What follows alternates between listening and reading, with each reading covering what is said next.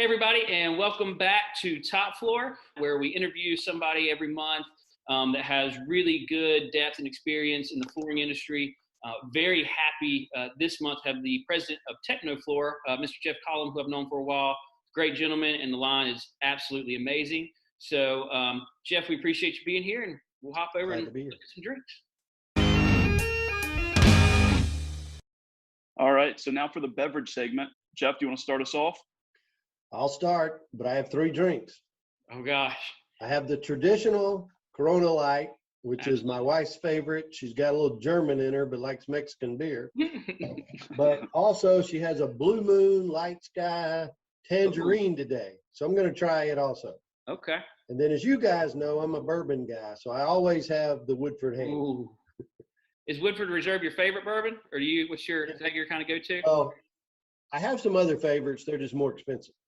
That's fair. Well, Connor, my turn? Yeah, you go ahead, Jake. So today I am doing the Mountain Candy. As everybody knows, I'm an IPA person. It is a kind of getting up there with the Juicy J for the Charlotte area. It's from Sycamore Brewing.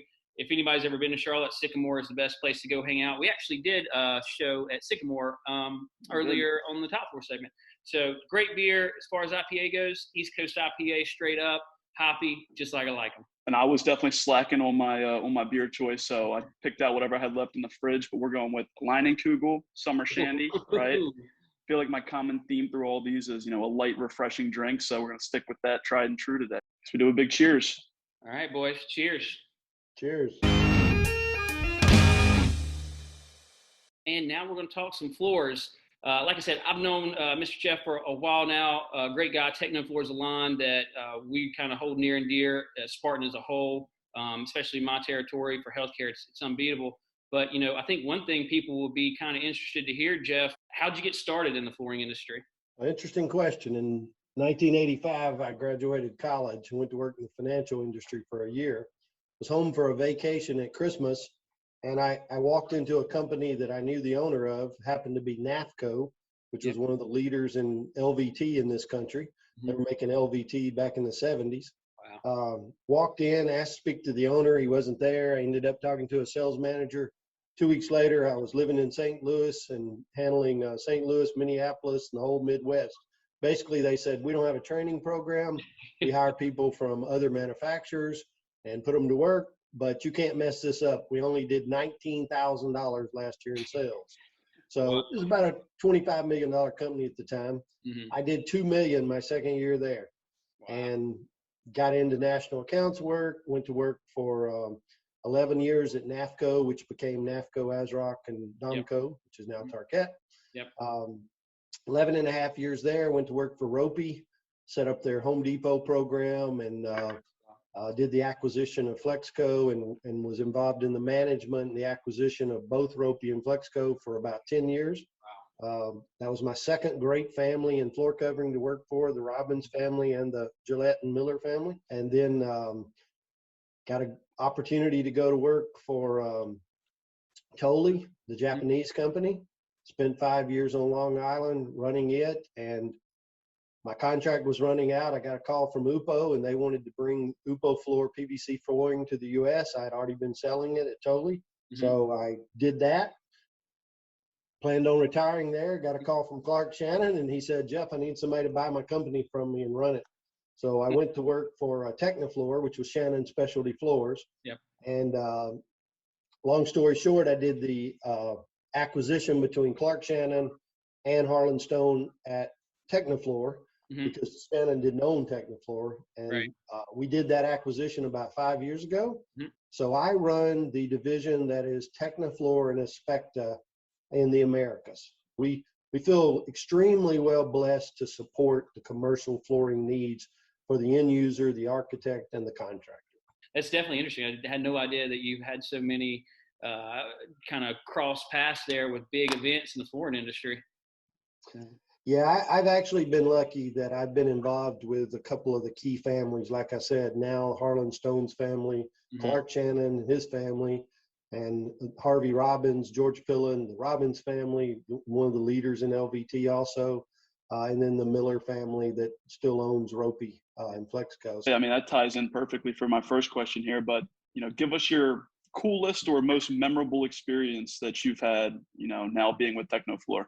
Well, so I'm going to focus on the Teknoflor part because those Right. 30 plus years, I have a lot of stories, and some I can't tell to protect the innocent, not myself, but other people. Some that work for Spartan, some on this call. I was going to But say. in all seriousness, I think probably one of the most unique experiences anyone could have was the process I went through with Clark Shannon, who I refer to as the 85-year-old teenager. Wonderful man, basically created the Teknoflor brand along with Harlan Stone's dad. So I got to sit between him and Harlan Stone, which is, the CEO of a $800 million company, as we know it today, that began as Metroflor. And I got to be the man in the middle. So I got to argue whether Harlan was willing to pay for Clark's gas card, believe it or not, in the acquisition. We're doing this acquisition and we're down to who's going to pay for the gas card for the 5 years, or et cetera. So I got to sit in the middle of that. But the part of the story I want to tell you about is I asked the two people that I was working with, and I was kind of said, the middleman, I worked for Clark, but I wanted this to happen for both parties, including myself. Right.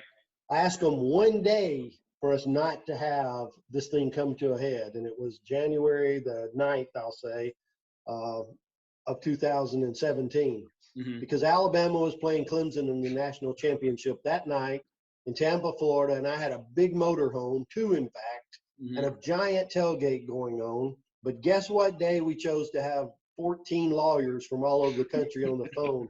I sat in the motorhome for 2 hours on a conference call while everybody's out partying before the game. And it was like they planned it that way. So that day meant nothing to them, apparently. Guess what?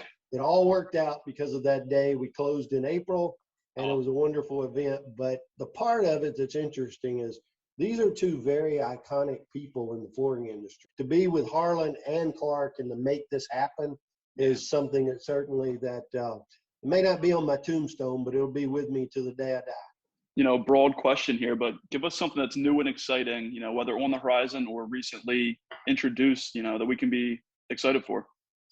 There's some new and exciting things on the horizon that I can't tell you about.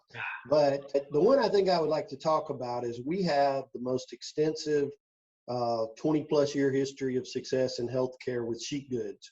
And we have maintained that product line and grown it while others have basically shrunk away from that as LVT's grown. And throughout the pandemic, one thing that a lot of architects and end users and facilities managers in particular have been concerned about is are sheet goods really more healthy? Are they more beneficial from an antimicrobial standpoint, from a ability to control the environment without the obvious cracks that you have between one plank to the other? Obviously, a sheet good doesn't have that. So we have felt like it was an opportunity to re-educate people who simply had said, oh, LVT will work anywhere. We don't believe that. We do believe that sheet goods are extremely important in healthcare. There's lots of places in healthcare for LVT to work, and we have a beautiful line of LVT we sell every day in healthcare. You've done a great job innovating something I know no one really else that I've seen's done, is a coordinating sheet and LVT that are almost identical in thickness, so there's no transition issues, so you can pick what's best for certain places. Is that kind of where y'all were going with it? Yes, we have award-winning. Ellie Priester led the product development along with myself and Tim Davis and Nikki Greco of this system where we have sheet as well as planks and tiles that coordinate. That had never really been done in our industry on our resilient side. So we won the award at Neocon, which seems like forever ago, but it was just 2 years ago now for that. And that is continuing to grow in our portfolio. So it was very well accepted. It's a good point you bring up. The second part of that, to add a little twist to it, is we also have the most extensive line of chlorine-free products, commonly known as PVC-free.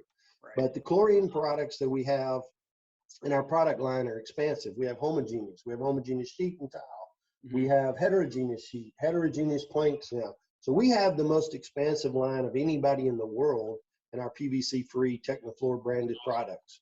So we're extremely pleased that we're having great success with that. in a lot of the places that always used Teknoflor but had an impetus by their ownership to move to PVC-free products, we have that. Mm-hmm. We just feel like we've positioned ourselves as well as architects and end users with the best available package of goods you could get in commercial flooring. The PVC free alone is super green, and I would say you have some of the best visuals of PVC free on top of the most expansive, especially for the heterogeneous. You know, one thing I'll say from my experience, as you know, I spent 5 years on the installation side before I came to the sales and distribution side, where I worked leading a healthcare division in DC and put a lot of Teknoflor into Inova Healthcare Systems, which I know you're familiar with. Yes. And they are big proponents of sheet goods. And the difference as an installation person, when you pull up an old floor from sheet goods to LVT, is 180 degrees. You pull up LVT in a healthcare system and see that subfloor and you want to run. Pull up the sheet, it's just as good. I think with that, we'll go to the wrap up.